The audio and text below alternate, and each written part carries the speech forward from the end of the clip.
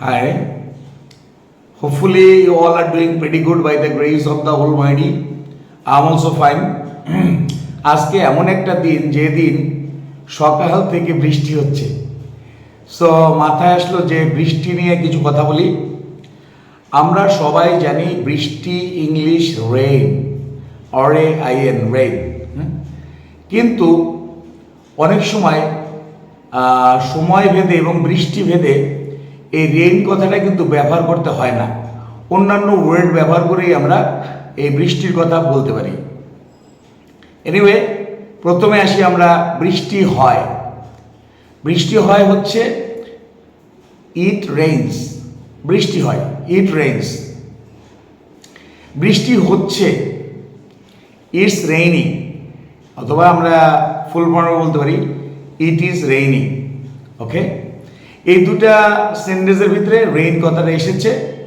এখন যদি আমরা বলি হালকা বৃষ্টি হচ্ছে, it's spitting, it's spitting, SPITTING, spitting. এখন এরকম হচ্ছে যে ঝিরিঝিরি বৃষ্টি হচ্ছে, অথবা এটাকে আর একটা কথা বলে যে ইলশে গুড়ি বৃষ্টি হচ্ছে।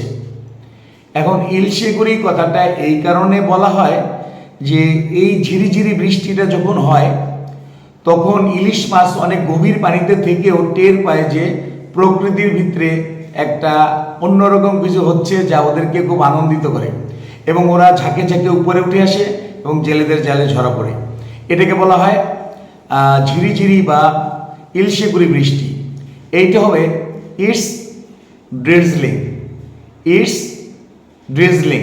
এই ড্রিজলিং এখানে কিন্তু raining, it is raining drizzling no, it's drizzling. এটা মানে হচ্ছে ইলশেগুড়ি বৃষ্টি হচ্ছে বা ঝিরিঝিরি বৃষ্টি হচ্ছে। প্রচুর বৃষ্টি হচ্ছে, প্রচুর বৃষ্টি হচ্ছে, ইটস ল্যাশিং, ল্যাশিং, LASHING, ল্যাশিং, ইটস ল্যাশিং। বৃষ্টির সময় অনেক সময় কি হয়, বৃষ্টির সাথে শিলা বৃষ্টি হয়, শিল পড়ে। এটাকে বলে ইটস হ্যাইলিং, ইটস হ্যাইলিং। এখানে কিন্তু শিল বা বৃষ্টি আলাদা করে কিছু বলতে হবে না।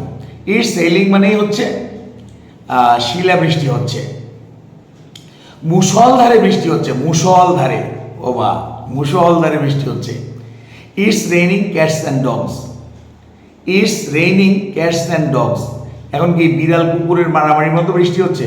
No, it's raining cats and dogs মানেই হচ্ছে মুষলধারে বৃষ্টি হচ্ছে।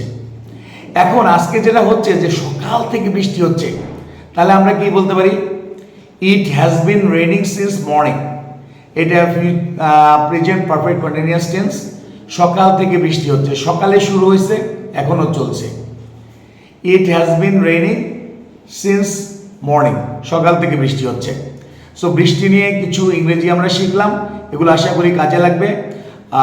আমাদের 2025 সালের ভর্তি শুরু হয়েছে।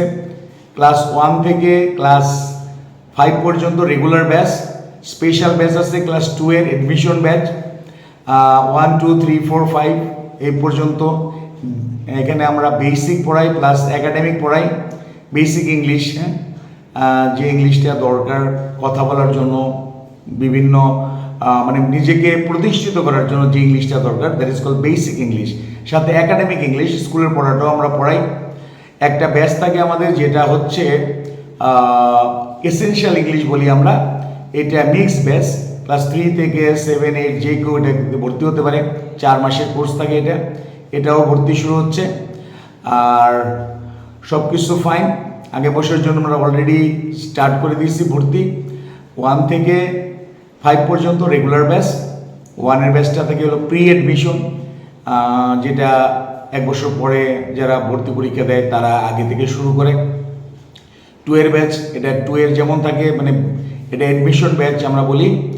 আর বিভিন্ন বাচ্চারা এখানে কিন্তু বেসিক শেখার জন্য আসে। সব কিছু মিলিয়ে আমাদের অ্যাডমিশন শুরু হয়ে গেছে। সবাই ভালো থাকবে।